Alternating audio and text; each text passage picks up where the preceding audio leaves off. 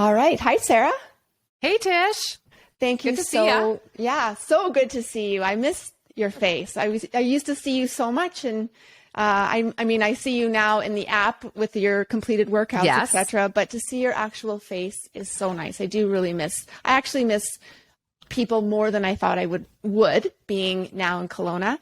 So thank you so much for joining in on this podcast. This is going to be probably out of the episodes that I've committed to. We'll probably do more after this 10, but I have to say that this one probably is going to be, no pressure, the most watched one, because I've talked to a lot of women and some men, but mostly women, about the whole fasting thing. So this is why I wanted to have you on. You're the expert. Sarah and I have known each other for quite some time. But I wanted to quickly, first, before I get into sort of how we know each other and how we got into talking about fasting, I wanted to ask you first, it might be just my imagination, but fasting seems to be something that is very popular or growing. More people want to know about it. I know a lot of my clients are asking me a lot more about it. So is that something that I'm just paying more attention to and learning, or do you think actually the fasting culture is becoming more popular? I think it's becoming more popular. Definitely, when I first started hearing about it was mainly in the context of people who had disease already, like diabetes, in the obesity research. And then it's absolutely, I think, been brought into the mainstream because of all the benefits that it's showing with respect to aging, inflammation, and, in the biohacking community, really realizing its benefit. So I think that people are starting to realize, like, as a way to promote health, especially with the pandemic and looking at how we want to potentially take control of our aging, that has really brought fasting and a fasting lifestyle more to the forefront for people. Yeah, absolutely. I mean, just when you say those things, it's just music to my ears, because as when we first met several years ago, we both were like, yeah, we're now in our mid 40s, and I really want to make sure that I and you, and this is why I was so excited about training you, was that you were like, I want to make sure that I have the ability to do the things that I did in my 30s and early 40s. I still want to, like, because you're a very, very big outdoors person. You hike, you mountain bike, you're way more extreme actually than I am. And so that was why I really welcomed an opportunity to train you, is because you were like, I want to make sure that my body stays young. And I think that back then, so just a little bit of information, Sarah, you are an ER doctor at the Foothills. That's right. And the Children's Hospital? Children's, that's right. Children's in Calgary. And how long have you been there for? So I finished my residency training in 2004. And then I started at the Children's, I think it was 2006. So Wow. It's been, my entire, adult life has been working in healthcare. And I think especially working in the emergency department, I see the end stage of disease every day. Right. I see people aging and how just a simple injury can take away your independence. And so for me, that was the major thing that has motivated me to look into what can I be doing now in my 40s right. that will help me have the best life possible when I am in my 70s, 80s, maybe even 90s. And that's why for me, it was so exciting when I got to meet you, because that aligns with what your philosophy is in training. Yes. And, the first step for me in my whole wellness journey that I've now been on the last 3 years actually started with you and the benefits of resistance training, and how, you have to keep doing that once you get into your 40s to maintain your muscle mass. And then that helped me actually learn about so many other things that now, it's come full circle, and now I get to be on your podcast. I know, it's amazing. And I cannot thank you enough. So yeah, that basically was that, what, 3 or 4 years ago that we started training? That was 2018. Okay. Yeah. Wow. So 19, 22. So about like 3.5 years ago. Yeah. Wow. And so basically, just to quickly go through your story a little bit. You know, you wanted to get back into it. You always were into fitness, and you knew that the strength training component was missing. So we got into it, and you also had, and I'm going to also allow you to share your story. I don't need to tell your story for you, but I wanted to first, before we get into the whole fasting thing, I wanted you to share a little bit about what you were doing before you got more educated and through your certification, which I obviously will want to know more about as well. But what were you doing before you became more knowledgeable and more in tune to the fasting? What was your lifestyle like in terms of eating before you started, and how? Yeah. And then maybe slowly or just small add what got you thinking about, you know, adding the fasting into your lifestyle. Right. So for me, I would say the whole journey started back in 2017 when I was like a lot of people in their 40s, women, I think especially. I was so caught up in work, and I had just gotten on such a treadmill that I had let a lot of my healthy habits go. And it literally was only 11 months of not exercising consistently and not being kind of mindful of what I was eating and taking time with friends and doing the things that I know are healthy, for me to go from being like thriving to being in constant pain. Like all of my soft tissues were starting to ache, like burning. I was having abdominal pain. I was getting episodes of where I had this terrible dizziness called vertigo that was starting to significantly impact my life. I had depression. I was burnt out from work. Like I didn't know any really of that. Came to you. Yeah, I came to you literally, Tish, at like rock bottom. I was at a point that I had to resign from part of my job that I really had a passion for and love, just because I was like, I don't know what else I can do. Like I am now starting to see all the things I see in my patients, right? They come into me with all these symptoms before your disease starts. And I'm like, okay, this has got to stop. So I realized that having a trainer was like a keystone habit for me. And it really is, like your app, that is what helps keep me in the lane of health. And so you were like the start of the journey. And then one of my other very close friends who's had some chronic health issues started working in a functional medicine clinic. And I was like, oh, this is really interesting. Like, what's this? And that led me into looking at functional medicine, which is basically looking at what are the things that are actually stressing your body? Like what's causing the dysfunction? And what can you do to take away the things that are like depleting factors? And what can you do to add in? What are the healthy things that your body needs to function properly? So this led to a lot of experimenting. And if you look at like biohackers, that's what it is. You like experiment on yourself. And so as you'll probably remember, one of the first things I did was getting rid of gluten. Yes. I had to get rid of certain foods that clearly were causing me problems with inflammation. But even with doing that, which was like cutting out pretty much all gluten, I cut out most sugar. I had cut out nightshade, vegetables, and a lot of lectins. I still, like, I was definitely a lot better. Yes. I definitely was not having much in the way of weight loss. Like I was pretty like fine, but I have a tendency to carry weight around in my midsection for sure. And so finally, through my training in functional medicine, I finally took the course on energy. And that was the defining moment in my life, is when I basically woke up to the fact that basically your mitochondria are like your cell's energy plant, your energy source. And when they stop working, your body stops working. Like you've lost your power source.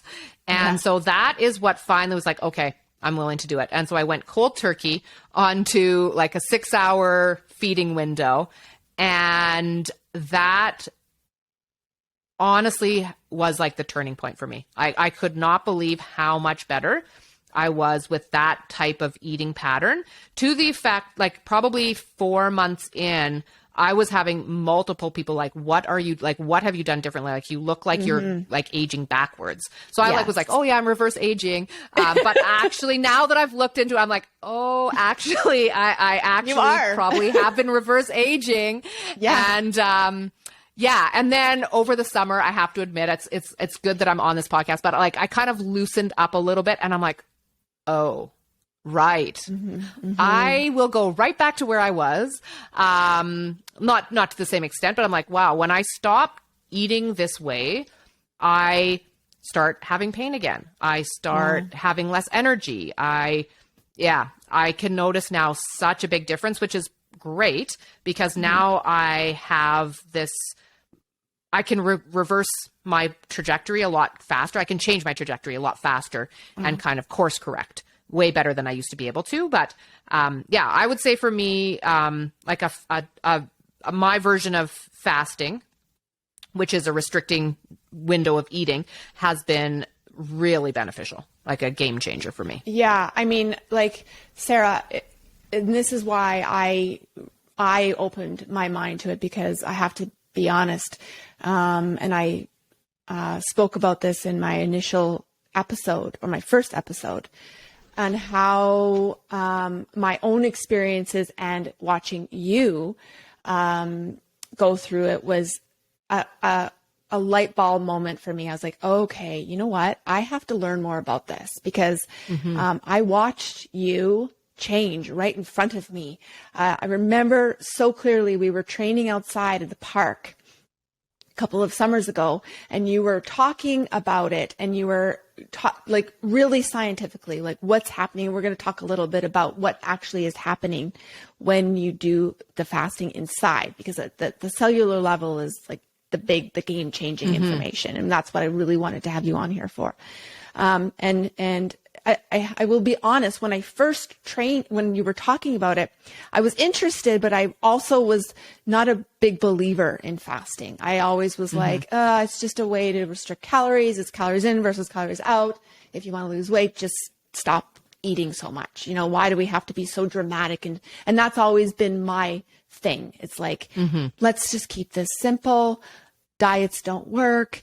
And so I was kind of still in that mindset. And then a couple of months went by and your energy was better. Your knee issues when we were squatting went away. You were moving your body, and clients would be coming into the studio and going, whoa, Sarah, like you were absolutely transforming yourself. And it was just something that I was completely, because at this point I had been training you now for a couple of years. And although you were getting stronger, and of course there were some body changes, you just got to the point where you're like, I'm ready to take it to the next level, which just organically happens, right? We just, we start and then we just keep going as we commit to the process. And so for you to go from there to there so quickly, like really, and just the biggest thing for me was just your energy was like, you were always so easy to train, but the ability for you to move your body. And you just seemed happy. You seemed so happy. And then, just quickly before we get more into you, just over in the beginning of the summer, I went through a very stressful period, and my eating completely changed, not on purpose, but because I was so stressed, I had no appetite. And I found myself literally having to force myself to eat once a day, because during the day I just it was just the anxiety and some women or men eat when they're stressed. I'm the opposite. And that was happening to me. And then before you know it, same thing with me. Even though I was going through such a crazy, stressful time, I felt pretty happy, and I felt pretty in control, and I was sleeping better. Not at the beginning, but once I started, really changing, and I wasn't doing it on purpose, but I woke up one day and I looked at myself and I went, wow, I have definitely leaned out, but my skin looked better. I had more energy. I was speaking more clearly. My mind fog, all of that was gone. And I thought, wow, I feel like this is fasting. And so I became more aware and more mindful of it. And then I realized that that's in fact what I was doing. And because I started doing it when I was going through a stressful time, my body just got comfortable with it. Because I do think, this is one thing I want to ask, is a lot of times fasting and keeping in a window of like the 16 and 8 or the 18 and 6, whatever you're doing, 18 and 6 hours. Is that what it is? Yeah. Most of the time. Yeah, right. That there's like this period of where the hunger is just out of control. I never ever felt that, but the reading that and research that I have done, and I would obviously love for you to make sure that I'm speaking clearly and correctly about this, but your body adapts and adjusts to the changes. So if you can get through, and I always said this to a couple of my clients that I'm coaching right now, one-on-one, is your body adjusts, give it a couple of weeks. And would you say that that's true? If you can really stick with it, your body, the hunger, all of that goes away, right? Absolutely. I kind of think of it like adopting a fasting lifestyle is very similar to what all of your clients are doing when they're adopting a weight training lifestyle. When you first start, you don't put 2 plates on the barbell and try and squat it, right? Like you have to work up to the ultimate, you keep challenging yourself more and more. And as your body adapts and becomes stronger and more nimble and how it is able to deal with the stressors it's facing, then you can do more. So I think that's a big thing with a fasting lifestyle. It's not like an all or nothing thing, right? It's not like, oh, you have to go like on your 6-hour feeding window or all is lost. No, like if you're starting into it, maybe start slowly, like just start shaving off an hour every morning where you push back when you start eating until you maybe reach your goal of getting all of your calories that you're eating for the day in over a 6-hour period.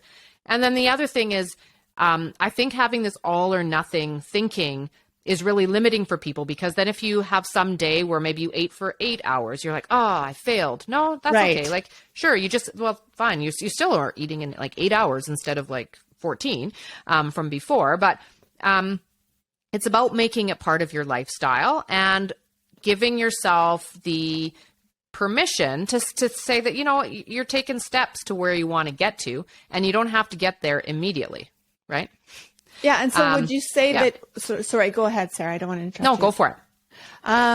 So would you say that, and this was the biggest thing that I had, and sorry, this is not a question that I sent you, but I know you'll be able to answer it. There's different methods to fasting. And so, the way that I kind of address it with some of my clients, not everyone, but some of my clients, and I find it's the clients that I kind of say, like, they're doing everything they possibly can. They're getting in their lifts, they're getting in their steps, they're drinking their water. There's just a couple things that they're just not quite happy with. And usually it's body composition changes. Right. They're feeling like they've plateaued. And so when you say that there's like stepping stones, just like there is with lifting weights, is there a way that maybe you can touch upon the different methods of fasting? I know that there's like some days during the 7-day period where there's 2 days where you eat 500 calories and then you have a refeed day. Can you mix and match the different methods, and can you play and work individually with each person and still feel like you're getting to more of a cellular level change in your body? Or does it really have to be that really consistent 18 and 6, or can you be a little bit, transitional throughout the week, or like how strict you have to be for it to really be making changes at the cellular level, right? Like, what do you need to do to get there? Yeah. So number one, I don't know that anybody knows for sure, right? Because some of this is very new. And even like, what is the optimal fasting strategy for an average healthy person? I don't think we actually know that yet, because so many of these are actually being studied on people with diseases. And then they're doing studies looking at the cellular level on animals and extrapolating into humans. So I think that the best thing to do is to try it and see what works the best in your life, because that's what you're going to be able to continue doing. In general, though, you need to have a 14-hour fasting period to get some of the cellular benefit. Okay. Now, do you have to do that every single day? Probably would be best if you can, but if you can't, then you're still getting some benefit by doing it sometimes. Having said that, your body gets used to things. It's resilient. It changes based on what it's being forced to do. So to change your body to be metabolizing fats as its fuel source, which is much more efficient, it has to be put into a scenario where it does not have access to carbs, because insulin will trump everything. So if you've got insulin coursing through your body, and it will be released every time you have a sugar around that it needs to deal with, then you're not allowing your body the opportunity to switch the metabolic pathways to become an efficient fat burner. Okay. And that's what I've noticed for myself, is that when I'm consistent with my time restricted window, then after about 3 weeks of being very consistent, then I'm getting the benefits of the energy and the clarity of thought and the mood. And that's because I've switched to using fat as fuel. And one of the ketones, beta hydroxybutyrate, is one of the main substrates or one of the main fuel sources that the brain likes to use. So I think it's best if you can do it consistently. Okay. That's what your ultimate goal should be. But if you can't get there, it's stepping stones. Pull yourself together, figure out what was it that led you to not be as successful as you'd like to be. What can you learn from that so that you're more successful next time? Right. And so I would recommend for most people to do a time restricted eating window. And then from there, you can play around so there's the 5. Do you want to talk about the different types of fasting strategies? Yes. Yeah. Yes. Okay. So people talk about intermittent fasting and it's all lumped together. It's right. So you really have to tease out what people are talking about. I think it's better to just refer to it as a fasting lifestyle, which kind of can encompass all the different things. So there's the restricted eating window. So the timed eating, that's where people talk about the kind of 6 and 18 or the 8 and 16, where you're basically giving yourself these prolonged periods of time where your body is not getting calories in. And that is the benefit from it is that one, you're having prolonged periods of time where your body's not being exposed to insulin. And number two, when cells are not getting active energy coming in, it's kind of like their repair time. I kind of think of it like when people who are shopping. If you are constantly shopping and buying new clothes for your closet and you don't take time to take the stuff out of your closet, you're just going to end up with an overflow. It's going to be this disastrous mess. So that's the same with the body. Yeah, it's a great analogy. So there's times you should be shopping and bringing stuff into your body. It needs much more time. If you've ever done it, it takes way more time to organize your closet and get rid of stuff than it does to go out shopping for 2 hours and bring a ton in. So you need a much longer time for the repair and reorganization and for your body to move into that cellular clean out phase. Right. Yeah.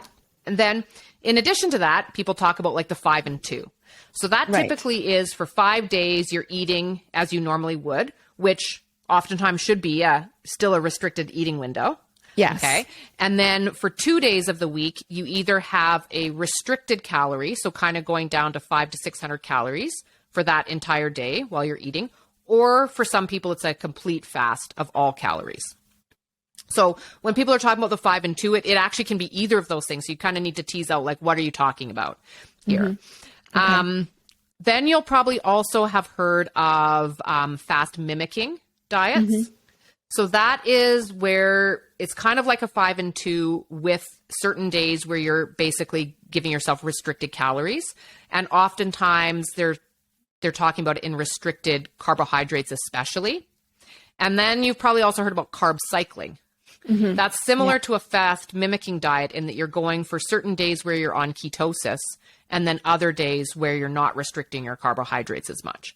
And essentially, you're basically doing the same thing. You're restricting the amount of energy source that your body has in the way of sugar, so that you're forcing it to use fat.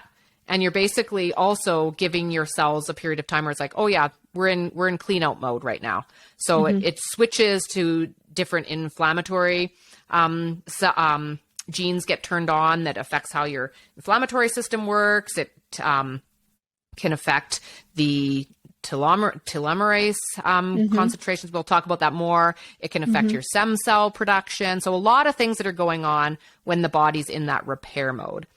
And then a lot of people, you may have also heard of autophagy. So that's also the period of time where your body's clearing out the dead stuff or the stuff that's not working, the damaged stuff. And so the studies that looked at autophagy is you have to be in a fasting period for at least 17 to 24 hours. Some people say 24, but it actually was 17 to 24. Okay. And then in addition to that, if you are eating, they were restricted to less than 20 grams of protein. So less than it's 20 either grams, a complete of protein during that while they were on this study looking at autophagy. Okay. So there's a lot of different things out there. But I think if most people, if you just try shortening the amount, like the time window when you're eating, that's probably the best place to start. And then once you're good at that, you can go into maybe like putting in a full 24-hour fast. There's some people that will go into these prolonged fasts where you can go for like 3 to 5 days of not eating anything. And that apparently has some very beneficial effects on inflammation and on healing as well. So like I was reading one physician who has a patient that as soon as they start feeling sick in any way, they stop, or has like an aches and pain, they stop eating for like 3 to 5 days. And then like they get better and then they'll start eating again. I've never tried that. Yeah. But my only concern about some of this is, how do you have self-discipline? Like, how do you not go? Because I mean, from my experiences, if I've gone too long without eating, or when I competed in bodybuilding, I went 5 months with very restrictive calories, very restricted types of foods. And it was extremely difficult for me to stay disciplined once I was given the freedom to eat. So do you have any suggestions on what you can do to make sure that you're not just doing these fasting periods, days, hours, and then not just completely like, would you ruin it if you just started eating like a crazy person or chose foods that were not healthy? Like for me, it's like, I don't want people to be fasting and doing all this good for your body and then sitting down and or pulling into, a fast food restaurant and eating the fries, the burger, the fast food junk. To me, that would be not beneficial. Maybe it is. What is it beneficial to eat? Like, can you eat whatever you want, or? So, I mean, I think you can eat whatever you want, but you won't be getting you'll have the body that ate whatever it wanted to. You know what I mean? Like, okay. That's the other thing that was a real switch for me is my body is made up of what goes into it. Right? I like that. So yeah. If I want to have a body that is functioning optimally, I have to give it what it needs to be able to function optimally. So one of the things I can give it is a prolonged period of time where it's allowed to repair and heal and replenish itself. And that's the fasting windows. But then when I'm eating, I think you have to be very intentional about what you eat. Okay. Right? Yeah. Because in that time when you're eating, you have to make sure you're getting all of the nutrients that your body needs for the building blocks. And if you're not doing that, your body won't be able to do the building. Right? Right. So yeah, that makes sense. So I think, you probably will be getting some benefit from the fasting, but you might be getting actually some damage because your body is being so stressed by what you're putting into it in food. And now it's having to deal with another stressor. That actually can lead to increased cortisol, increase in worsening of inflammation. It's kind of like finding this balance. Your body wants some stress, but not too much. Okay. So I think, again, it's just like weight training. Like you want to add resistance so that it's difficult, but if you put too much difficulty on, you get injured. And so I would say it's the exact same thing. You're putting on this extra stressor on your body of fasting, which can be very beneficial and positive for you. But if you're doing that while eating all this crap, or like also having like a super stressful lifestyle outside of it, your body won't be able to handle it. Like, right. It was when I first started this in the first week. So again, I wasn't adjusted. So, and I also wasn't really paying attention. So I was not starting to eat until noon. Right. And I decided to go out and climb the east end of Rundle, which if anybody's done that, it's like straight up the mountain kind of hike. And it was supposed to be super hot. So we decided to start this hike at like 8 a.m. Well, like within 2 hours, I have never been so depleted in my life. I'm like, I would, and I'm like, my stress, like that I was putting on my body was like huge. So I was like, no, that's too much, right? Like you can't be fasting yourself and putting yourself through a massive exercise. And then if you add on to that eating crap, like it's just, that will overwhelm your body's capacity. So in order to be fasting in those windows that you have to eat, you have to make the most of it, that you're putting in good stuff.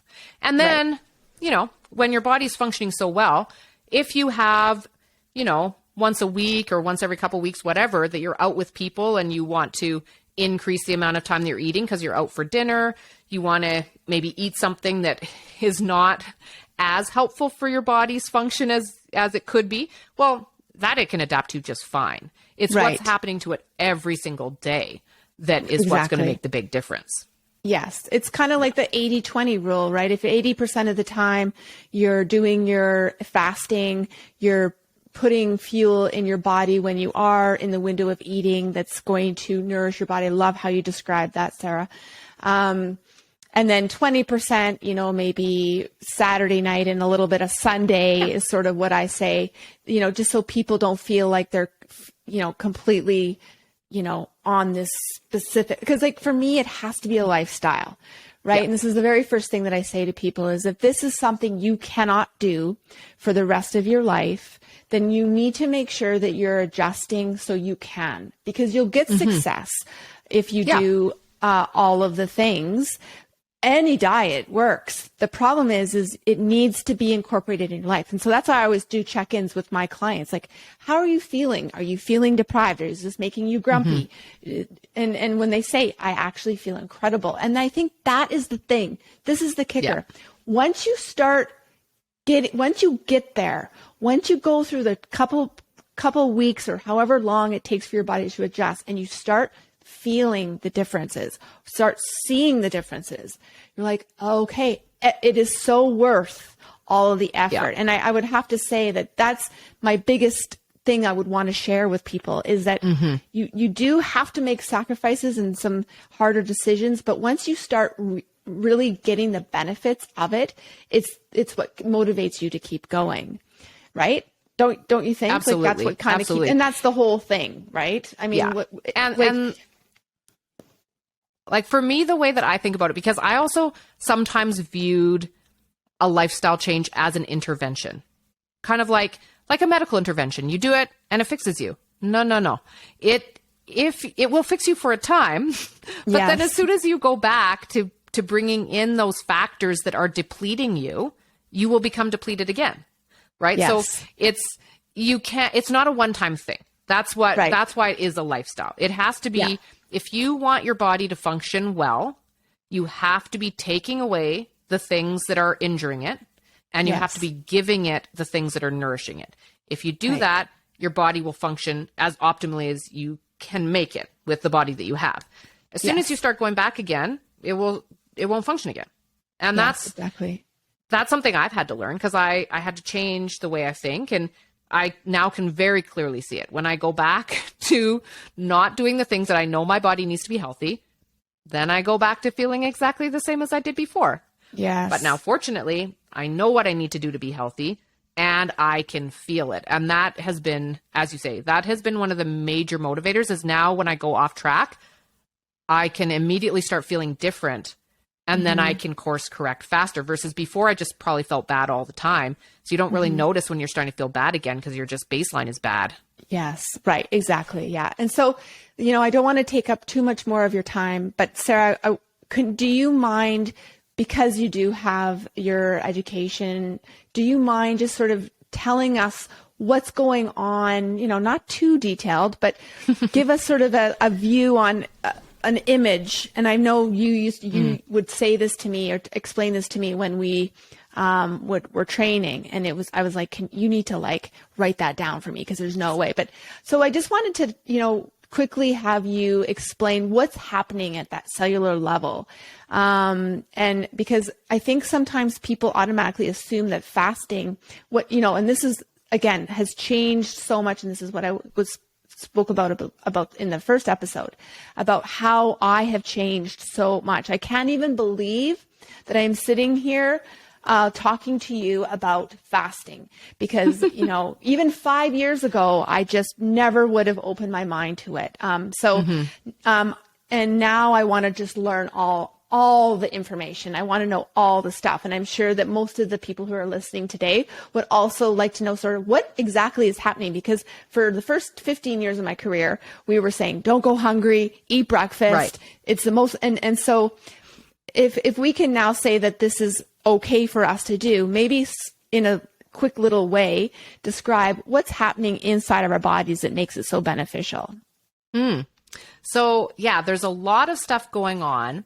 And so I'll try and break it down into kind of the key components. But for me, another very helpful way to think about it is that our bodies had to adapt to figure out how to make starvation something that's essential for survival, because that's what our ancestors had to do.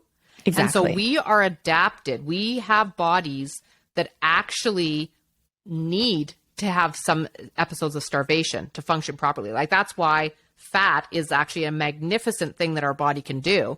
If humans could not make fat, we would have all died.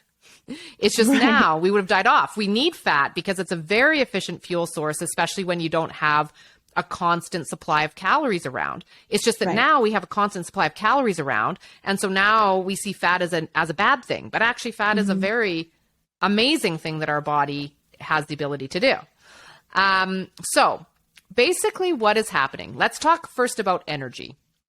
So your body, in order to have energy, has to take in the nutrients that you have, and it has to basically turn it into a fuel called ATP. So there's kind of two ways to do that. One is with glucose. So everything in a carb gets broken down into glucose. Then it can be made into fat as a way to store it. And then there's also proteins that can be used as building blocks, but some of it's also turned into glucose if you want energy. So you have to have essentially glucoses that go through a Krebs cycle, and then they move into something called your electron transport chain, which is where you really get the major production of energy. And that's all happening in a little thing inside your cells called the mitochondria. Right. Now, the thing is that when you take glucose and run it through, the amount of ATP you get is like around 30 for one molecule of glucose. If you take the same glucose from a fat source, and it comes in as like 2 units, breaks it apart, by the time that one's finished, you're getting like 80 to 90 ATPs from it. So you're getting way more energy being made when you use fat as the way to get into this cycle, as opposed to when you use sugar.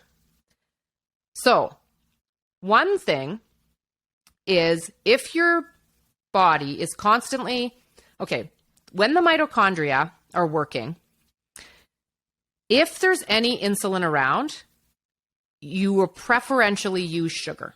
It's just, insulin is like the big guy. Okay, if it's there, sugar is being used.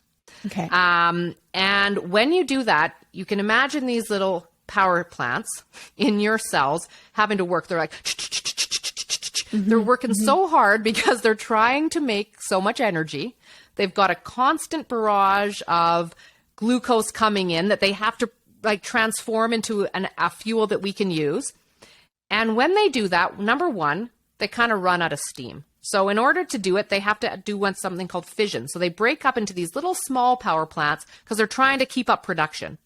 Well, those little power plants don't work very well, not as well as when they're all together, but that's what they have to do. So you're going to end up with mitochondria that are not as efficient when it's constantly having to work. The other thing that happens, which if you imagine a power plant, when you're making the energy, there's fumes that are made. So there's the combustion effect. So when the mitochondria are working to make us energy, it gives off things called free radicals and other toxins, which are normal. But when they're working all the time, they're constantly releasing these chemicals that are damaging. So you're not only working these poor guys to death, they're not going to be able to work as efficiently. So that's why you don't have as much energy feeling like your body, like you're just like, I have no energy. I'm so tired. That's your poor little mitochondria are having a hard time working. And then they have this toxic fume that they're releasing. So that's called your oxidative stress that they're creating. So if you give the body prolonged periods where those poor little mitochondria are not having to work as hard. It lets them fuse back together so they become more efficient. And you also are not making as much oxidative stress, like you don't have as much toxic fumes, kind of like pollution in your cellular pathway. So and all that toxic fume causes damage, it causes inflammation, that is what leads to disease. So that's one thing that's going on. Second thing that's going on is when you give yourself prolonged periods of time where you're not eating, your insulin levels can go down. And a lot of us, me included, because of how we've had the opportunity to eat, which is high calorie, oftentimes high sugar diets, a lot of us by the time we reach middle age are developing insulin resistance. Insulin resistance is the precursor to diabetes and many, many other bad things. But your body also is this amazing machine that is resilient. So when you now give it long periods of time where it's not around insulin all the time, then your receptors can become more sensitive again. So you can actually dial back your insulin resistance. And then that's one of the reasons why, one, you start losing weight, is that insulin stores fat. Well, now you don't have insulin around as much, plus your mitochondria are learning how to use fat as fuel. So you start burning fat. So that's kind of one of the byproducts that your body is starting to function a bit better. And then insulin resistance also causes inflammation, and then inflammation causes insulin resistance. So you can get in this terrible cycle that can be difficult to get out of. So fasting can help with your insulin resistance, which then helps decrease the inflammation in your body, and then that decreases your health risk of like pretty much everything else. Exactly. Then, yeah, wow. At the same time, so that's what's happening with your mitochondria. That's what's happening with insulin. Then in addition to that, when your body is going through a period of starvation, it actually turns on certain genes in the cells that help upregulate your immune system, where it decreases your inflammatory cells and upregulates your part of your immune system called your T regulatory cells. So it's like your healing function. So you can decrease the bad inflammation of your immune system and increase your healing aspect of the immune system by it. Then it also has been shown to improve your neurons' ability to grow. So when people that have neurodegenerative disease, or if we're thinking about risk of potential dementia, there's probably a big benefit to be had of these periods of decreasing your caloric intake because of how your neurons are also being affected by it. So they actually have shown that, wow, these neurons actually are growing and regenerating when they're in this kind of situation. And then there's also, when you're in a period where you have reduced calories, it stimulates your stem cell production. And stem cells have a lot of an enzyme called telomerase, and that helps repair your telomeres. And the telomeres are like the protective caps on the ends of your DNA, kind of like the plastic on the end of shoelaces so they don't unravel. That is what your telomeres are doing. And so as your telomeres shorten with age. As you're able to get more of the enzymes that protects those telomeres, that also is probably, one of the reasons that fasting seems to help with aging. Wow. So many things that are going on. Yeah. Right. And who knows how many more things. Right. Yeah. It's such a crazy shift in the way so many of the trainers and professionals in this industry have. I mean, I was just talking to another coach a few weeks ago, and we are dumbfounded that we are now pushing going periods with feeling hungry. I mean, it's just, but to hear how many health benefits, it is such a huge, it's exciting for people. I think people will listen to this and go, holy, like I could really make some huge differences in the way I feel, in the way I move, in the way I look, just by changing how I'm eating and the time frames in which I'm eating. And so it's amazing. It's super exciting. The only other question I quickly have for you, because I don't want to take too much more of your time, but the one thing I wanted to ask is, are there certain types of people that should not fast? Like should you, if you're pregnant, should you, or, are people, going through menopause? Is this something that would be beneficial? Is there anyone that should be avoiding it, or is everyone would be benefit from this? So I think that there's probably some individuals who should avoid it, or if they do it, should be supervised, because they have either diseases so their body's not functioning normally. It actually has their body is injured, and it now actually has a full-on disease. So if you have like insulin-dependent diabetes, they're going to be much more difficult to regulate because they're metabolically more complicated than we are. People who have recurring hypoglycemia for certain reasons, they would be potentially too fragile to just jump into fasting without some sort of supervision. Some people are just very metabolically inflexible. And if you jumped into doing something too radical, too fast, they could have difficulties. And you'll know that that's you if when you start fasting, you feel horrific. That means pull back. Like you need to do it more slowly. Okay. If you're pregnant, if you are somebody who suffered from an eating disorder, their way that they kind of view food and eating may be different than everybody else's. So they might need to be more careful.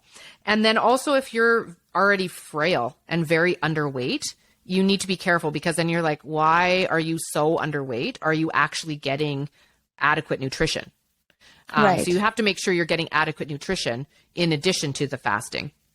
And then, you asked specifically about menopause. So I was doing some reading to see if I could sort that out, because there does seem to be a lot of questions around menopause. And what I was able to find, which makes sense to me, is that, again, it comes down to the stress aspect. So there's kind of like the hierarchy of hormones. So oxytocin is the top. It's the one that makes you feel happy. Next is cortisol. Okay. Cortisol is like your stress hormone. Right. Next is insulin.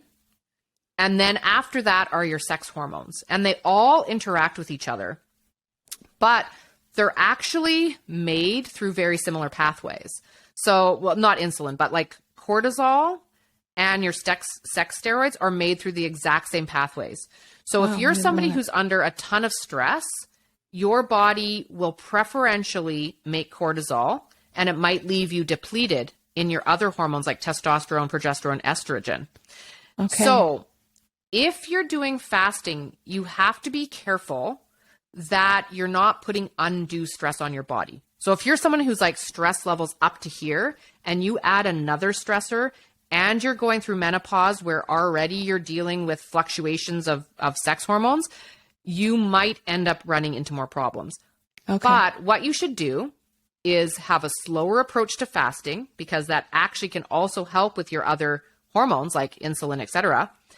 And then also be actively looking at ways that you can reduce other stressors in your life, right? Okay. Like you probably shouldn't be, well, maybe your body can handle this, but you might not be able to tolerate ultra marathon running and working 80-hour weeks and feeling like you have to be a superwoman and only eating in 6 hours a day. Like that might just put you over the edge, you know? Yeah, absolutely. So you have to really be paying attention to what your body's telling you. Right. Exactly. Yeah. So I guess it's okay to fast in menopause, because I have had some people go, well, I heard it was bad. So what I'm hearing from you is yes, it may not be great, but your body will tell you if you need to push back or pull back a little bit and go a little bit slower, and you need to be in tune to your body. So I think that's sort of what you would say, right? It's not a bad thing. It could help you, but it also could make things harder for you if there's other stresses in your life that are just not being managed properly. That's right. Though I would still say, even if you're in that situation, to slowly adapt into a time-restricted fasting lifestyle, and then also work on really being mindful of what you're eating. So making sure that you're eating a big variety of vegetables, especially some people call it like a ketobiotic diet, where you're like lower in carbs, high in vegetables, high in things that are helping out your microbiome. And then also looking at what do I need to do to help decrease my life stressors. And, you know, there's tons of different things you can do there. Right. Right. And each person's going to be different as to what will be most useful for them to do. Right. Okay. Well, that's amazing. Sarah, I feel like I might have to have you back on for another episode, because I think we just sort of touched on things. But I have to say, I've learned so much, and I know that the people listening will really have more confidence in doing things. I think we need someone like you to say, not me, someone like you who's an actual doctor, who has the education and the certification behind it, saying, yes, this is healthy, this is safe, it's manageable. Because it was super important for me to not just write notes listen to you and write notes and come on here, have you as the expert to come on here and say, yeah, these are all things that are happening in your body. And yes, it is okay as long as, you know, you've got other things managed properly. And so but I do feel like we probably could to talk for another hour and another time. So I might have to talk to you about that, but I'll space it out. But is there anything else that you quickly wanted to add? If I missed anything, we have like a couple more minutes. Other than that, I'd love to just maybe keep in touch and have you on in a couple, you know, maybe a couple months or something. Sure. I would love that. Okay. But I would say, just with respect to fasting, is one, give it a try. Try it for at least a month. Okay. Give yourself grace. If you fall off the wagon, you can just get back on again. Right. And then also recognizing it's one tool, right? It's one thing that can be very healthy. Awesome. And it's, you know, sometimes the combination of things is what you may need. But I know of a lot of people who have been, that this has been the game changer for them. So it's definitely, I think it's worthwhile, so long as you're not one of those, you know, people that are more fragile for whatever reason, as far as like how your physiology works, you know, it's worthwhile to just give it a go. Awesome. I love that. Thank you so much, Sarah. I really, honestly, I cannot thank you enough. You're one of the busiest people on the planet. So I do appreciate you giving us this time. It's going to be a huge episode. I'll say goodbye now, and we'll be in touch very, very soon. Awesome.